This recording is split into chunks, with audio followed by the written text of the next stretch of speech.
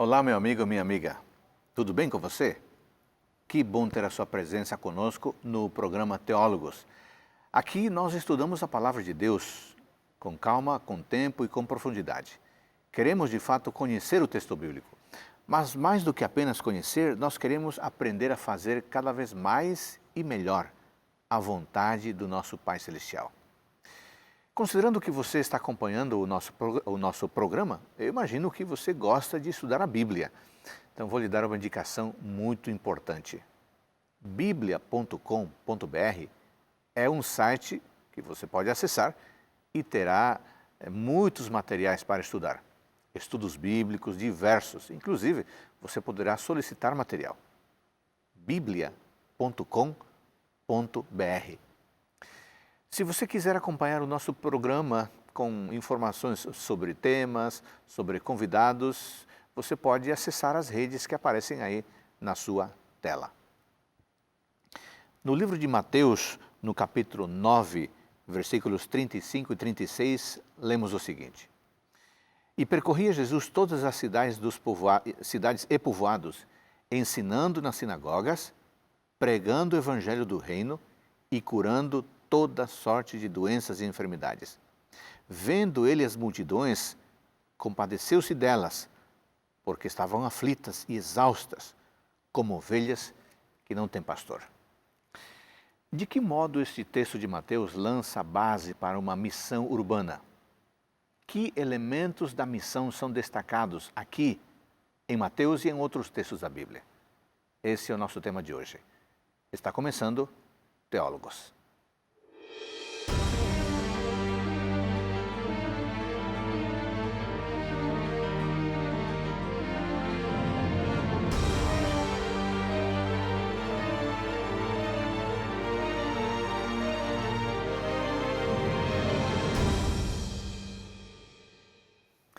No programa de hoje, o nosso desafio é estudar o tema da missão urbana à luz de textos como, por exemplo, Mateus capítulo 9, versículos 35 e 36, e há outros como o texto de Jeremias, capítulo 29, versículo 7. Para nos ajudarem a esclarecer esse tema, a aprofundar esse assunto, eu tenho hoje dois convidados especiais. Pastor Charles Fabiano. Muito obrigado por sua presença conosco aqui, por você tirar o tempo e vir aqui nos ajudar no programa Teólogos para conversarmos com o nosso telespectador.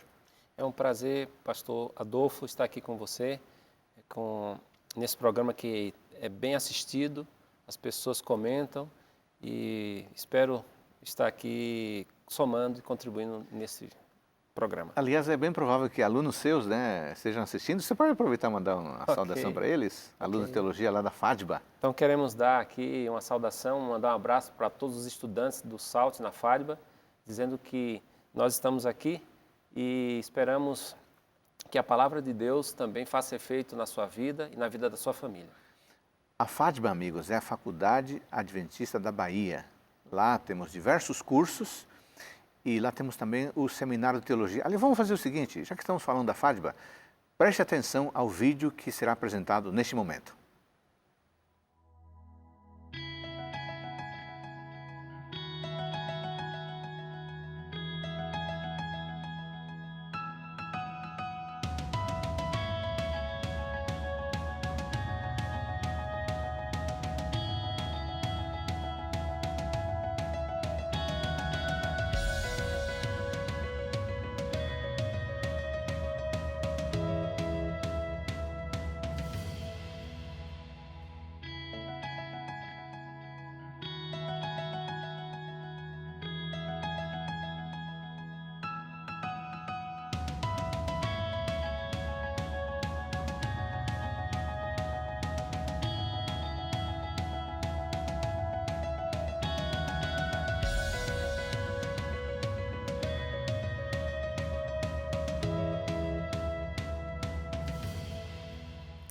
Bom, você assistiu um vídeo sobre a FADBA, que é o lugar onde o pastor Charles trabalha, e também é o lugar onde trabalha o nosso outro convidado, o pastor Manuel Chaves.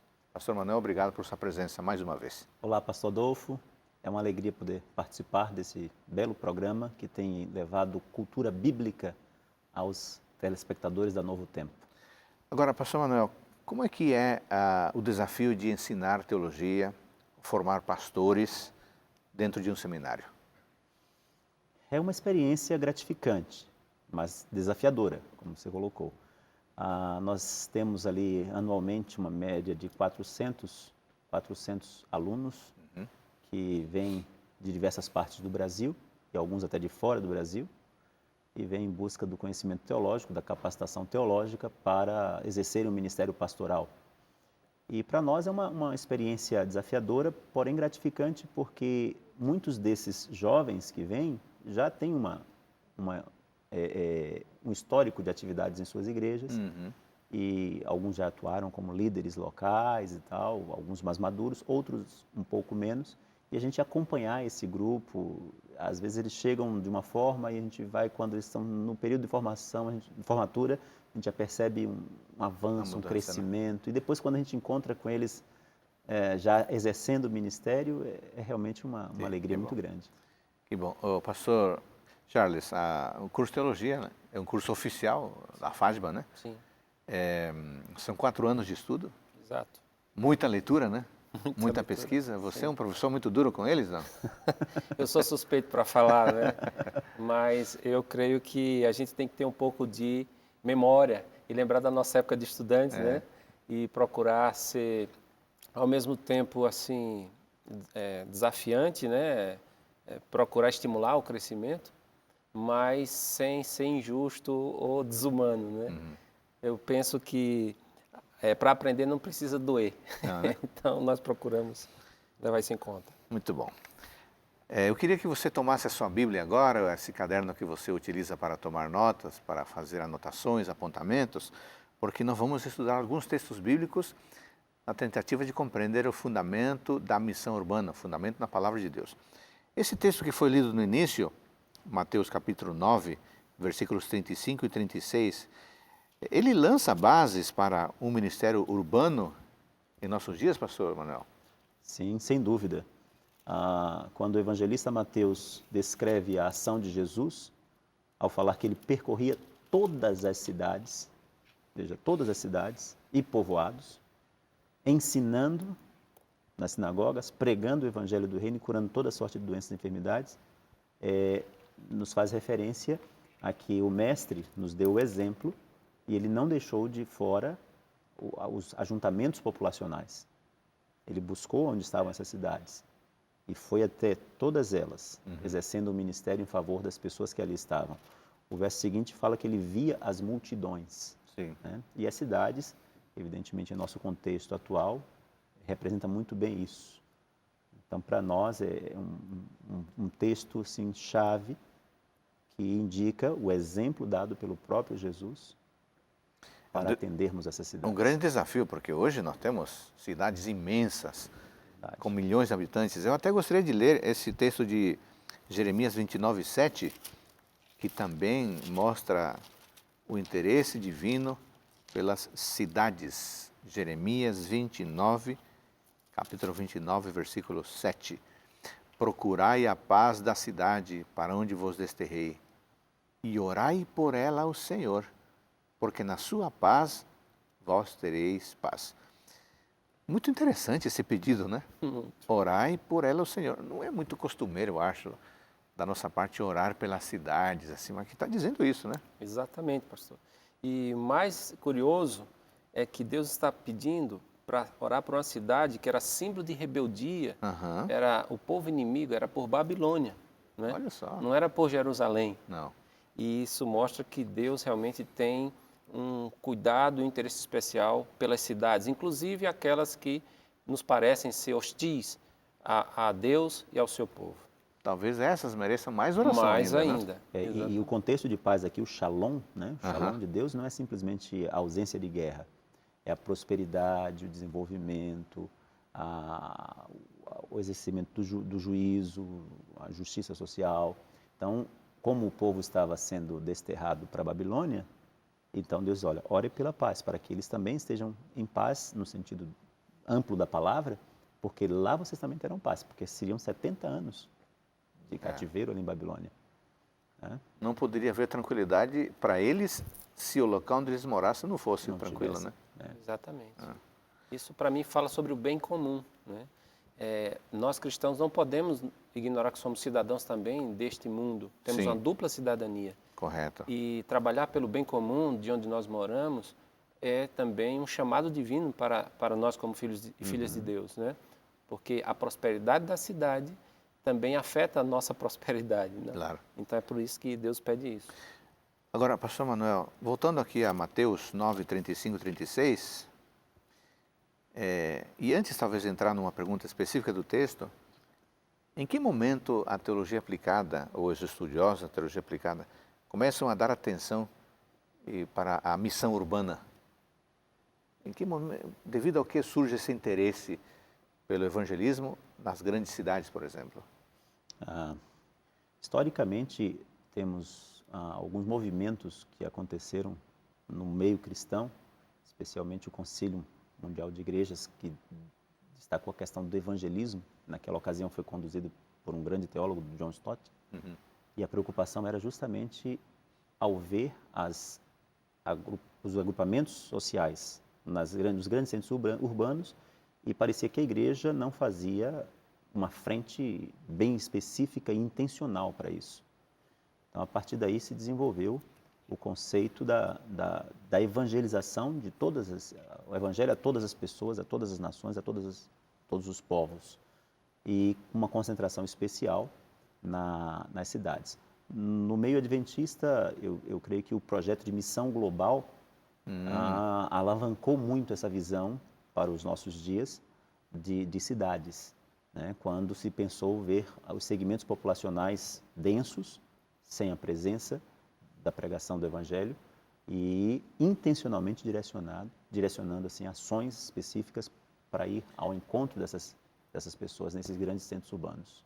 Pastor, o senhor estava pensando o seguinte, é necessário pensar de maneira distinta numa missão urbana do que numa missão rural? Sem dúvida, porque nossa abordagem no ambiente urbano é multifacetada, ela apresenta desafios que o ambiente rural não vai apresentar. O ambiente rural tende a ser mais homogêneo, mais tradicional, mais estável. Por sua vez, o ambiente urbano é muito mais dinâmico e muito mais mutante. As pessoas vivem num fluxo constante de informação, de interação. Mais de uma cultura normalmente está presente numa cidade, e isso faz com que nós tenhamos uma necessidade muito forte de interpretar corretamente a cidade, né? Usar de recursos que nos permitam fazer uma análise da urbis ou da polis, né? Que são termos técnicos que os estudiosos aplicam para a vida na cidade, a fim de que nossa abordagem seja contextualizada devidamente, né? Muito bem. Aqui no texto, olhando o texto, pastor Manuel, que aspectos da missão podem ser destacados aqui em Mateus 9, 35 e 36? Nós vemos um tripé aqui no exemplo de Cristo. O ensino, onde Jesus ensinava, pregação, que é a proclamação do Evangelho, de uma forma mais generalizada, e a cura. Um tripé da missão. Para termos uma missão completa, holística, integral, é preciso que ensinemos as pessoas, as cidades precisam ser alcançadas com o ensino da palavra, é preciso que se proclame o Evangelho, mas aí tem um lado da cura. E isso é interessante porque os ambientes citadinos, infelizmente, entre as dificuldades tem a questão da saúde. A ausência, às vezes, de equipamentos suficientes para atender as multidões que se aglomeram ali. E se nós aproveitarmos o exemplo dado por Jesus e ajudar nesse aspecto da saúde, a saúde preventiva, a saúde comunitária, como o pastor Charles falou, o cuidado da ecologia, né? Nós temos, por exemplo, hoje o Brasil aí com uma suspeita de uma epidemia de febre amarela. Então devemos tomar cuidado porque temos criadores dos mosquitos que podem afetar a cidade. Então, se nós usarmos da cura, pensando em ajudar também, como igreja, ajudar as populações na educação, no ensino de como evitar que eles se proliferem, vai ser uma bênção. Então, eu posso imaginar aqui o seguinte, pastor Manuel, no meio de um culto, de uma pregação, ou num momento, em algum momento da liturgia, alguém pode se levantar e dar indicações de saúde? Sem dúvida, sem dúvida. Porque às vezes a ideia é que o culto é só para abrir a Bíblia, né? Mas a Bíblia fala de saúde também, né? Então, pode ser temas na pregação, dependendo do período. Nós temos orientado aos alunos, por exemplo, no período do estágio de evangelismo, nós temos um período que tem o Outubro Rosa, né? Que conscientiza as mulheres da importância do exame de mama e tudo mais. Eles devem aproveitar esse período, já que toda a sociedade está falando, e fazer coro a isso. Isso como? Publicamente, ensinando, orientando. Ninguém melhor do que a igreja para fazer isso, porque nós consideramos o nosso corpo o templo do Espírito Santo, Templo do Espírito Santo, sem dúvida. Nós temos aqui um prato cheio para alcançar as cidades. Agora, pastor Charles, aqui no texto de Mateus 9, 35 e 36, destaca esse tripé: o ensino, a proclamação e a cura. Esses três elementos eram vivenciados naquele período. As cidades não eram grandes. Hoje temos cidades com milhões. Poderiam ser considerados esses três elementos como fundamentais também na missão urbana hoje? A despeito das diferenças que há entre aquele período e o nosso período? Eu creio que sim. Eu creio que sim, porque esse método usado por Cristo, na verdade, ele carrega princípios que ainda são relevantes para a cultura atual. Por exemplo, nada evidencia que a pregação não tenha mais lugar no mundo atual. O que se pede muitas vezes, o que se torna necessário, é uma linguagem devidamente atualizada, para que os jargões que faziam sentido, e não muito tempo atrás, quem sabe há 10, 20 anos, eles sejam atualizados de maneira que a geração atual, presente, ela veja significado naquela fala, naquela apresentação. Então, mesmo a pregação, que alguns às vezes dizem assim, hoje mais não é tempo de pregar, né? Só dialogar. Não, a pregação sempre vai ter seu lugar. O ensino... Vamos lá, esse assunto é muito interessante, o nosso tempo está esgotando aqui. Vamos continuar o raciocínio no próximo bloco. No próximo bloco, amigos, vamos continuar refletindo sobre se esses três elementos da pregação da missão urbana de Cristo podem se repetir agora. Voltamos num instante.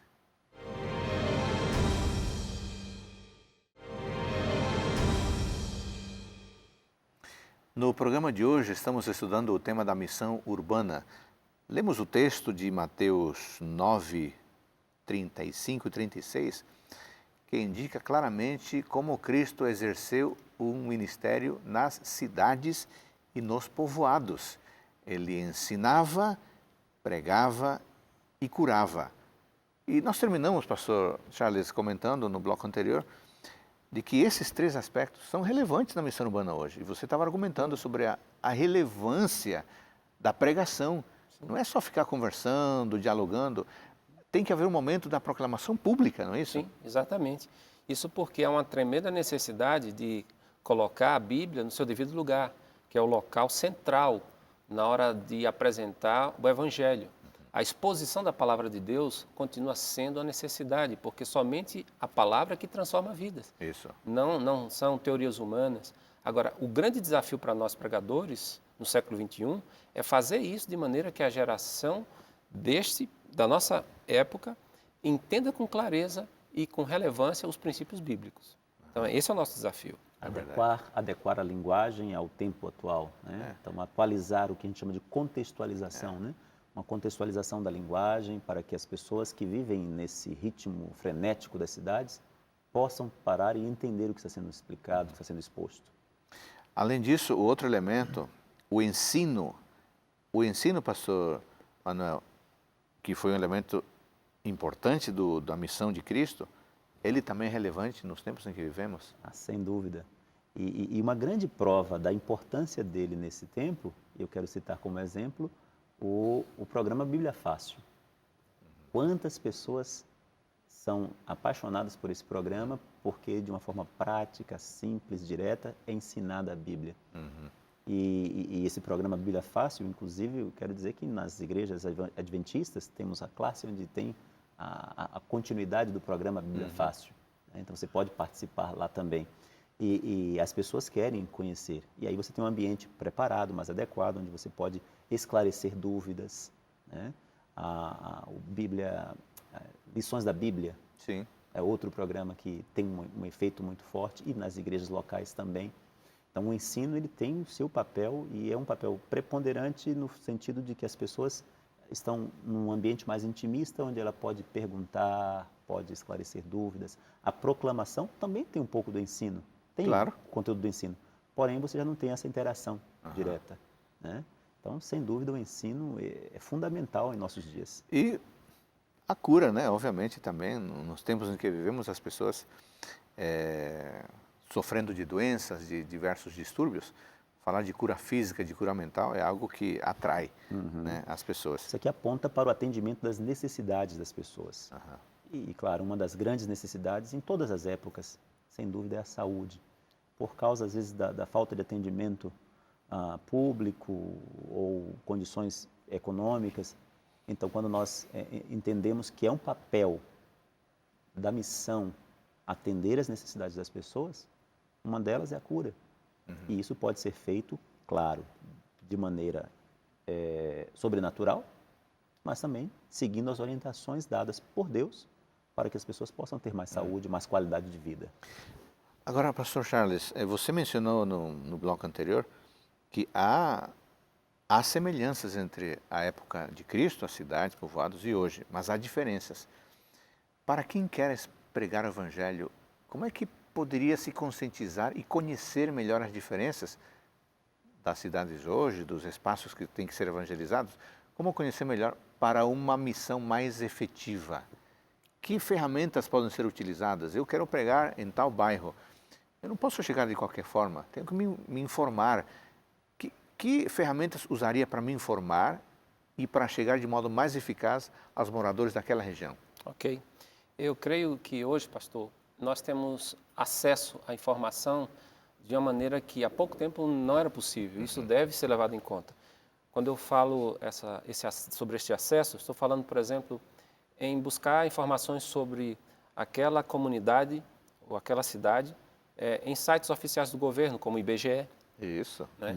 Ali você pode ter acesso sobre a densidade populacional, os indicadores socioeconômicos, dentre outras coisas muito, muito importantes, o perfil das famílias. Né? Por exemplo, onde nós moramos, que pode ser considerado uma cidade do interior, né?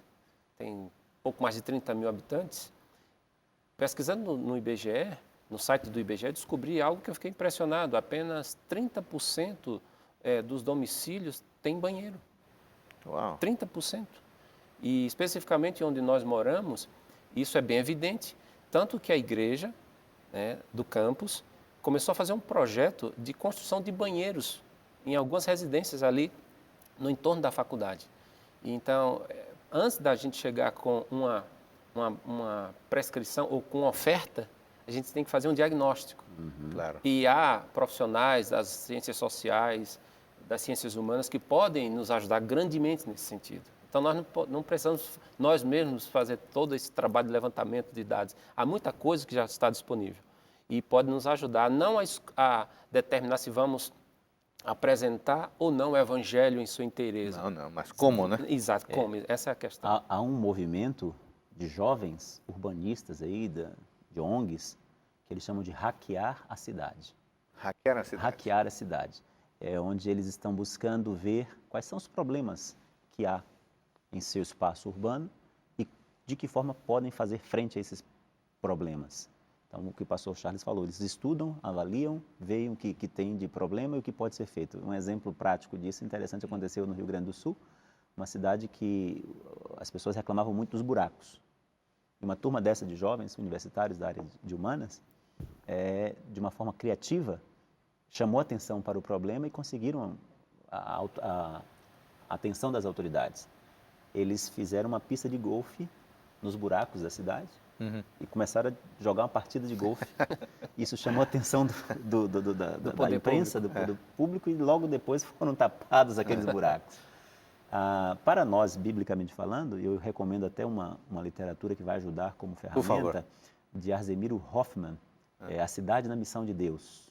A cidade da missão A de Deus. Cidade na Missão de Deus. Esse é o nome do Ele livro. fala de fazer uma exegese da cidade, né? Na Bíblia nós fazemos exegese para encontrar a interpretação Do texto. correta do texto bíblico, é fazer uma exegese da cidade.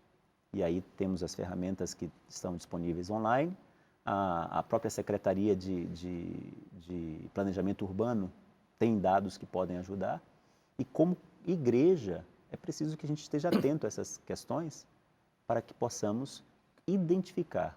Porque não adianta você dar o remédio para uma enfermidade que não é aquela que a pessoa está sofrendo. Tudo isso é muito interessante. Ter acesso às informações da cidade através de sites que estão aí públicos, disponíveis a todo mundo. Mas além de informações públicas já tabuladas, que outro elemento seria necessário para conhecer melhor as necessidades e fazer essa exegese da cidade? Ok. Outro elemento seria ouvir a liderança comunitária, as pessoas que estão ali nas mais variadas frentes que fazem a cidade funcionar, líderes comunitários, professores, autoridades policiais, enfim, ouvir as pessoas que vivem no ambiente onde nós pretendemos apresentar o Evangelho. Esse ponto é fundamental. Quer dizer, não basta ter acesso a informações que já foram coletadas. Como a cidade é dinâmica, é bom ouvir as pessoas, né? Com certeza. Você até mencionou, pastor Manuel, que no livro referenciado... A Cidade na Missão de Deus, de Arsemiro Hoffman, traz alguns modelos de questionários que podem ser usados para fazer esse processo de investigação das necessidades da cidade. E nós vivemos um tempo de engajamento social muito forte. As cidades têm aí os centros universitários, as faculdades.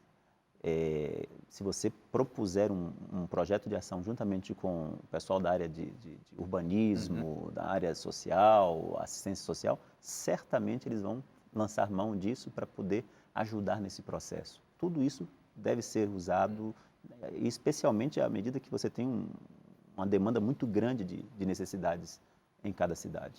Pastor Manuel, qual que seria o elemento-chave para uma missão efetiva hoje nos centros urbanos? Eu gostaria de voltar ao texto, Uhum. porque no verso 36, para mim, é primordial. Diz aqui que Jesus, vendo as multidões, compadeceu-se delas, porque estavam aflitas e exaustas, como ovelhas que não têm pastor. Tudo isso que estamos falando é importante, mas tem que haver compaixão pelas pessoas. Tem que querer o bem das pessoas. Tem que realmente ver o seu próximo, aquele que está em situação mais vulnerável, como alguém que também foi feito para ser a imagem e semelhança de Deus. Então, quando esse texto me apresenta Jesus dessa forma, eu fico até tocado, porque ele olhava as pessoas e via no traço de sua face o sofrimento, a angústia, a dor, e isso o fazia compadecer-se, né? Ele se movia, e por isso ele gastou todos os seus dias em prol de aliviar o sofrimento e a dor dessas pessoas. Então, o elemento-chave na missão urbana é compaixão pelas pessoas, sabe? Querer mesmo o bem das pessoas. Então nós temos que ter essa sensibilidade. Agora eu pergunto, numa sociedade ou numa realidade em que muitas vezes nós buscamos satisfazer a nossa individualidade, como é que eu posso cultivar um coração compassivo, sensível ao outro? Essa é uma obra que eu posso fazer, Deus faz em mim, como funciona? Esse é um detalhe. Nós temos muitas pessoas que têm feito sem uma conexão espiritual. A gente percebe que existem pessoas que desenvolvem ações em prol do próximo sem essa conexão espiritual, mas intencionalmente falando. Porém, eu entendo que mesmo essas pessoas são movidas pelo Espírito Santo de Deus. Claro, porque o que é bom só pode vir de Deus, né? Não posso fazer nenhum bem se esse bem não habita em mim. Então, a Bíblia deixa bem claro que, por causa do pecado, o ser humano é egoísta, é etnocentrista, né? Mas o Espírito Santo está trabalhando nesta terra naqueles que acreditam e naqueles que às vezes nem acreditam, mas estão ali fazendo bem em favor de outras pessoas por ação divina. Eu entendo que uma conexão com Deus vai fazer, potencializar mais ainda essa ação em favor do próximo. Agora, pastor Charles, neste evangelismo urbano, nesta missão urbana, haveria espaço para as diversas gerações? Ou estamos falando só do pastor, do adulto? E o nosso país é um país jovem. Haveria espaço na missão urbana para a juventude, por exemplo, para os adolescentes? Com certeza, pastor, com certeza. Aliás, eu diria especialmente para a juventude, porque a geração mais madura, né, ela tende a ver a cidade de maneira hostil, negativa. Então, muitos tendem a se ausentar dos ambientes urbanos, dos centros urbanos, enquanto que os jovens tendem a ver as cidades como locais ideais para se viver. Porque lá eles veem que há mais vida, mais movimento, mais interação. Mais oportunidades. Exato, para realizar seus sonhos. Então, sem dúvida, a juventude corresponde à faixa etária mais assim, adequada ou que tem mais facilidade de comunicação, de entender essa realidade urbana. Muito bom. Pastor Charles, pastor Emanuel, como é que o Ministério Urbano pode fazer a diferença na vida das pessoas nas grandes metrópoles brasileiras, cidades com milhões de habitantes? Quando nós identificamos primeiro as necessidades das pessoas e buscamos oferecer elementos que ajudem a atender essas necessidades, certamente isso já vai fazer diferença. E um ministério bem organizado de forma urbana vai no ponto. Eu me recordo aqui de algumas ações que eu gostaria de citar. Por exemplo, um caso real que aconteceu em São Paulo. Uma igreja que estava rodeada de condomínios. As pessoas ali nos condomínios não têm muita conexão, mas alguém observou que essas pessoas tinham seus pets, seus animais de estimação. E alguém disse, mas por que não fazermos nesta igreja um pet solidário? Por que não fazermos aqui a tosa, a vacinação e começar a atender essas muito pessoas? criativo, né? E fizeram. E foi um sucesso muito grande. Muitas pessoas que nunca tinham entrado naquela igreja, ao ver isso, desceram lá, inclusive voluntários, porque nesses condomínios haviam veterinários ou estudantes de medicina veterinária que acharam interessante o pet solidário. E ali, então, acorreram para poder atender. Nesse caso, uma igreja que está conectada com o seu entorno, ela vai fazer diferença específica na vida dessas pessoas, levando orientações. Eu falei do Outubro Rosa. De repente, existem pessoas que não têm acesso fácil ao exame, mas uma igreja conectada que tem médicos e que podem oferecer isso na comunidade ou no entorno, levando até onde estão as pessoas, elas vão ficar felizes da vida e vai fazer uma grande diferença em suas vidas. É verdade. O pastor Charles, estou lendo aqui o texto de Atos 17, 16, Paulo em Atenas. Diz que enquanto Paulo os esperava em Atenas, o seu espírito se revoltava em face da idolatria dominante na cidade. Há coisas na cidade, nos centros urbanos, que nos assustam, né? Sem dúvida. Mas isso não deve impedir a nossa aproximação delas. Não, de forma nenhuma. E é bom, pastor, só destacar que a revolta de Paulo não era contra as pessoas da cidade, mas contra a idolatria que se fazia nela, não é? O cristianismo, ele tem uma marca característica, que é uma marca de acolhimento, de inclusão, que começa no próprio Jesus, que disse assim, quem vem a mim, de maneira nenhuma o lançarei fora. E o próprio fato de Paulo ficar ali, diz o texto, todos os dias, conversando com as pessoas, mostrava seu interesse em ajudar as pessoas, em trazer boas novas de salvação para elas, né? Agora, obviamente, aceitação não significa aprovação, né? Jesus aceitava todos, mas não aprovava o comportamento de todos. E nesse sentido, a cidade tem realmente, às vezes, manifestado um espírito que é contra os princípios do reino de Deus. que devem ser realmente confrontados e até mesmo, vamos dizer assim, rompidos, devem ser descartados, porque esses princípios trazem dor e sofrimento para muita gente. Então, por isso, nós temos que confrontar essa realidade. Nessa mesma linha de pensamento aí de Atenas, o próprio livro de Atos, um capítulo posteriormente, o capítulo 18, tem uma mensagem de Deus a Paulo. Ele já está noutra cidade que é Corinto, uma grande cidade também naquela época, e no verso 10... Vamos fazer o seguinte, vamos destacar isso no próximo bloco? Pode ser. Segura aí, por favor. Nesse bloco nós tratamos do elemento-chave da missão urbana, que é a compaixão, o interesse pelas pessoas. No próximo bloco vamos falar desse elemento que o pastor Manuel Chaves quer destacar e vamos também enfatizar como a congregação local pode organizar ministérios que atendam à missão urbana. Voltamos num instante.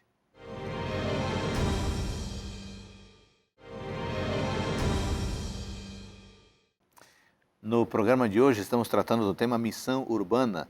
Nós começamos com um exemplo de Cristo em Mateus 9, 35 e 36. Cristo teve compaixão pelas pessoas. As pessoas estavam como um grupo que não tem pastor, não tem alguém que se interesse por eles. Cristo ensinou, proclamou e curou. E nós temos visto que esse é o papel também da igreja hoje, proclamar a palavra, ensinar o caminho da salvação e atender às necessidades físicas das pessoas. No bloco anterior terminamos citando aqui Atos 17, como o apóstolo Paulo se revoltava em face da idolatria que dominava a cidade, mas ele insistiu também em exercer nesse local o seu ministério. Pastor Manuel, você estava para destacar um outro aspecto importante no capítulo 18, né? Exatamente, porque nessa grande cidade de Atenas, Paulo pregou o evangelho, se preocupou com essas pessoas, com esse aspecto negativo da idolatria. E no capítulo 18 nós o encontramos em Corinto, que é uma outra grande cidade. E aí à noite ele tem uma visão, diz o verso 18, versos 9 e 10, diz assim: teve Paulo durante a noite uma visão em que o Senhor lhe disse: não temas, pelo contrário, fala e não te cales, porquanto eu estou contigo, e ninguém ousará fazer-te mal, pois tenho muito povo nesta cidade. Isso é importante. Então, a preocupação de Deus com aquelas pessoas de ouvirem o Evangelho eterno, de poderem se conectar com Ele em verdade e adorá-lo. E aí Paulo estava sendo ameaçado, né? Porque há também os perigos das cidades. Claro. E Deus o conforta numa visão, dizendo: olha, não tenha medo não, eu estou com você porque eu tenho muita gente nessa cidade. Então essa preocupação, essa compaixão que nós devemos ter como ministros, como servos, é fundamental, e saber que estamos protegidos. Então, existem nos centros urbanos lugares que são difíceis para você chegar até lá, devido à desordem social, à dificuldade com o combate às drogas e tudo mais. Mas nós não devemos ter medo. O Senhor está conosco e Ele tem muitas pessoas ali. E essas pessoas precisam ser atendidas, precisam levar até elas o conhecimento do Evangelho. Pastor Charles, então, imaginemos algumas capitais, né? São Paulo, 15, 18 milhões. Salvador, quantos milhões? Curitiba, Rio de Janeiro. Milhões. Muita gente. Seguindo aqui o texto de Atos 18, há muito povo de Deus nessas cidades que tem que ser alcançado. Sim. Agora, o que a igreja local pode fazer para desenvolver ministérios relevantes que alcancem essas localidades? Olha, pastor, recentemente, participando de uma classe de estudo sobre a presença da igreja na cidade, alguém nos expôs 3 possibilidades. Uma, que é muito conhecida, é a igreja na cidade. É simplesmente o fato de que a igreja tem um endereço, uma localização. A igreja, nesse sentido, se torna irrelevante para muita gente. As pessoas chegam a nem saber que existe a igreja naquele bairro, naquela cidade. A igreja está na cidade. Se ela sair, talvez ninguém não vai fazer falta. Em alguns casos, eles fazem abaixo-assinado para ver se tira, né? Às vezes atrapalha. A segunda possibilidade é a igreja para a cidade, que é uma alternativa boa, porque diz respeito à igreja procurar ajudar a cidade. É um caráter um pouco assistencialista. e onde a igreja, consciente ou inconscientemente, se apresenta como alguém que é superior à comunidade. Em alguns casos, não há problema, dadas as graves necessidades daquela comunidade, mas pode ser que isso levante barreiras, porque as pessoas da comunidade podem achar isso presunçoso. Então, a terceira alternativa, que eu penso ser a melhor, é justamente a igreja com a cidade. A igreja com a cidade é a igreja que escuta a cidade, que busca entender o que é que já está sendo feito de bom, quem são, nas palavras de Jesus, os filhos da paz que estão nessa cidade, e busca testemunhar do Evangelho de maneira íntegra, contextualizada, mas de maneira humilde, não passando uma arrogante de que somos melhores do que vocês, que minha religião é melhor do que a sua, porque não foi assim que Jesus fez. Muitas vezes, com pessoas distintas, ele dizia assim, você não está longe do reino de Deus. Né? Outra vez, quando os discípulos quiseram proibir pessoas de expulsar demônios no nome dele, ele disse, não faça isso. Quem não é contra mim, é por mim. Então, a linguagem do Evangelho, especialmente no nosso contexto atual, precisa ser uma linguagem consciente, intencional, mas, acima de tudo, humilde, porque isso abre portas. O contrário, fecha portas. Então, penso que esse seria um caminho seguro para a igreja local seguir. Olha, esse exercício é muito interessante. Você que nos acompanha, você frequenta uma igreja, não frequenta uma denominação? Então, vou fazer uma autoavaliação agora. Um exame. Você e a sua igreja. Vamos lá. A sua igreja, considerando como ela se comporta, é uma igreja na cidade? Está lá inserida, tem um endereço? É isso? Se for, não é bom, né? Não é bom. A sua igreja é uma igreja para a cidade? Está lá, ajuda, oferece, cesta básica. Está bom, mas não é o ideal, né? Não. A alternativa melhor que o pastor Charles apontou é a igreja com a cidade. Faz parte da comunidade, se envolve, sem orgulho, sem presunção, sem arrogância. São pessoas que levam o evangelho, mas não se consideram melhores, né? Sim. Fazem parte do grupo. Legal, muito bom. Igreja na cidade não é bom. Igreja para a cidade não é o suficiente. É necessário ser a igreja com a cidade. Você ia falar alguma coisa nesse sentido, pastor? Em cima disso aí, há um pensamento de um missiólogo, Johannes Verkühl, que ele diz que a igreja que entendeu que ela é uma estação de serviços no caminho, é uma igreja que entendeu que é missiologia. Então é preciso entender que nós estamos aqui no caminho e para servir, como o próprio Jesus disse, que não veio para ser servido e sim para servir. Então, se a minha congregação local, uma congregação que assimilou isso, entendeu que é missão, que é missiologia. É uma igreja que é uma estação de serviços no caminho. Né? Agora, alguém disse que a igreja é o endereço de Deus na cidade. Coisa bonita. Onde está Deus? Vai lá, está no endereço tal. Bonito, né? Agora, vamos pensar de maneira prática, de maneira a dar à pessoa que nos acompanha algumas indicações. Eles são líderes, são membros de igreja, eles não querem ser uma igreja na cidade, nem para a cidade, eles querem ser uma igreja com a cidade. Ok, que ministérios poderiam ser desenvolvidos que fossem relevantes e que atendessem a comunidade? Você já falou da igreja que fez a feira pet, shop, né? Pet shop. O Pet Solidário. Pet Solidário. Então vamos pensar numa comunidade que tem adolescentes, crianças, jovens, adultos, anciões, homens e mulheres. Que ministério pode ser feito para atender e no cumprimento da missão urbana? Ok. Muito pode ser dito a esse respeito, mas de maneira muito resumida, eu diria que a igreja ela precisa combinar os seus recursos com as oportunidades presentes naquela comunidade. Né? Ok. Porque nem todas as igrejas, nem toda igreja vai conseguir atender a todas as necessidades presentes na cidade, que são muitas, por isso são necessárias várias igrejas com vários perfis. Sim. Né? É o que se chama um mix de talentos, de habilidades, e é por isso também que é necessário que haja uma rede de igrejas, onde, em alguns casos, haja uma complementaridade de ações, de indicações. Né? De repente, minha igreja local ela naquele momento ela não está devidamente habilitada para ministrar, para servir, mas eu sei que há outra igreja na cidade que pode oferecer aquele tipo de atendimento, de serviço, profissionais liberais, gente que atua na cidade já, em várias áreas, e que já podem ser ali pessoas que vão contribuir para o bem e pela paz da cidade.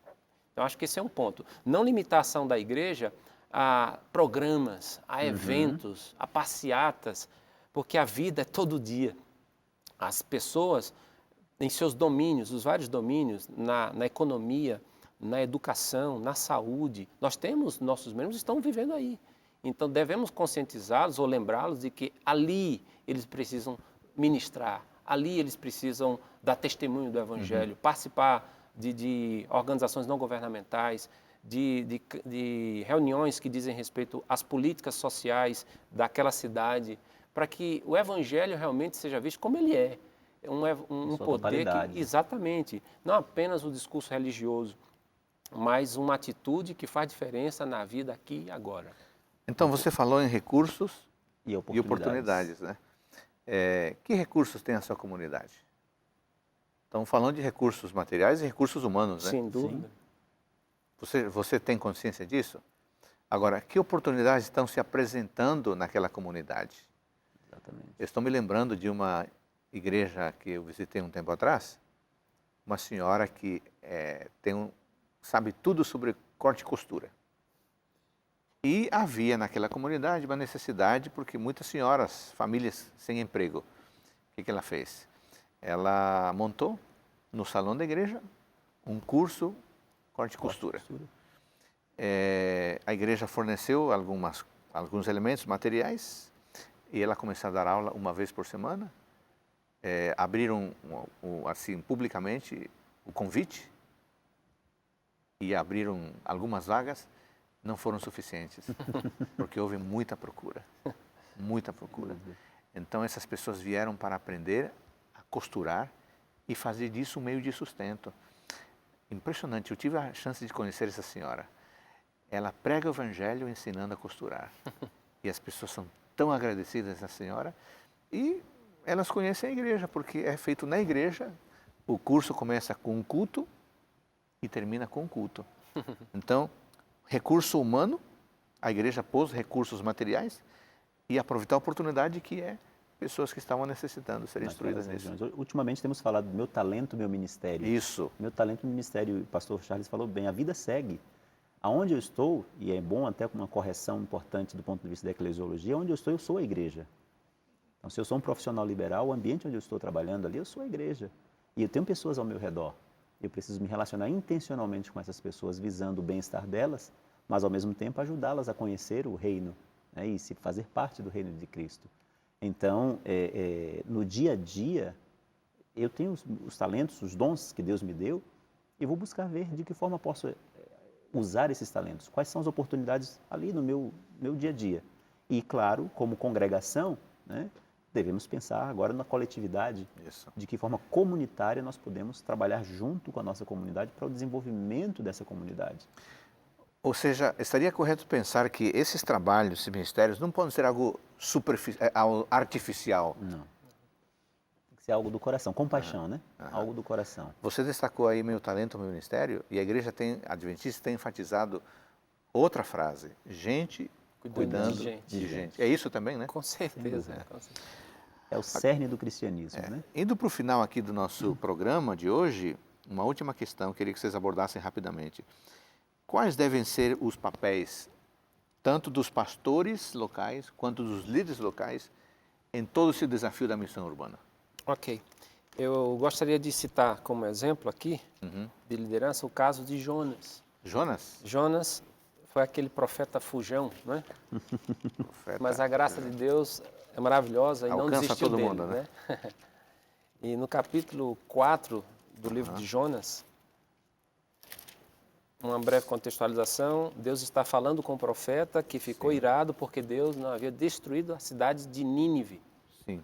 E depois de usar uma ilustração viva de uma planta que faz crescer, faz sombra, ele gosta da planta, depois a planta morre, ele fica chateado com isso, Deus no versículo 9 diz assim, perguntou Deus a Jonas, é razoável essa tua ira por causa da planta? Ele respondeu, é razoável a minha ira até a morte. E o versículo 10, tornou o Senhor, tens compaixão da planta, que te não custou trabalho e não fizeste crescer, que numa noite nasceu e numa noite pereceu. E não hei de eu ter compaixão da grande cidade de Nínive, em que há mais de 120.000 pessoas que não sabem discernir entre a mão direita e a mão esquerda, e também muitos animais. Então, a pergunta de Deus revela como os líderes, nós líderes, devemos agir e viver na cidade. Deus está dizendo assim, como é que você consegue olhar para tanta gente perdida e não sentir compaixão, Jonas? Então, a liderança cristã precisa ter esse sentimento, se importar com as coisas que Deus se importa. Deus se importa com as pessoas. Um autor diz assim, a cidade é um ambiente onde tem mais da imagem de Deus por metro quadrado do que qualquer outro ambiente. É verdade. É verdade. Tem gente, né? Tem gente, então, se tem gente, eu, líder da igreja, preciso estar pensando como eu posso ser útil e abençoar a cidade, né? As pessoas. Do ponto de vista pastoral, associando a isso aí, a formação desses líderes. O apóstolo Paulo é, para nós, um grande destacado ministro das cidades. Na carta que ele escreveu a Tito, capítulo 1, verso 5, ele diz uma coisa interessante. O que ele diz aí? Ele diz aqui, Vamos ler esse texto? Tito 1,5. 1:5. Tito 1,5. Aham. Ele tinha uma preocupação com o seu ministério, ele passou por muitas cidades, algumas mais populosas que outras, mas ele destaca um ponto interessante aqui no verso 5 da carta que ele escreveu a Tito. Por esta causa te deixei em Creta, na ilha, para que pusesses em ordem as coisas restantes, bem como em cada cidade constituísses presbíteros conforme te prescrevi. Em seguida ele dá aqui as características desse presbítero. Mas Paulo está falando aqui para Tito que, olha, é preciso formar liderança para cuidar dessas igrejas, para que eles possam servir melhor. Então, do ponto de vista pastoral, acho que a principal tarefa do pastor é estar focando em fomentar intencionalmente esses líderes com paixão pelas pessoas, para que possam realmente exercer um ministério em favor delas. Então, a preparação de líderes, de pessoas que estejam conscientes do papel social, do papel espiritual da congregação, da igreja local, é fundamental. Essa é uma tarefa que eu, como professor, e o pastor local, como mestre, pastor-mestre, deve se aplicar. Porque assim teremos um ministério realmente intencional. Muito bem. Pastor Manuel, muito obrigado por sua presença. Pastor Charles, obrigado. Amigo e amiga, você que nos acompanhou, foi bom, né? Temos uma responsabilidade com as grandes cidades. Vamos fazer esta oração, ó. Deus, me dá um coração compassivo, um coração sensível, para que eu possa fazer alguma coisa diante da realidade da cidade onde eu vivo. Faça essa oração a Deus e exerça o seu ministério urbano aí onde você está. Obrigado por nos acompanhar. Até o nosso próximo encontro do programa Teólogos.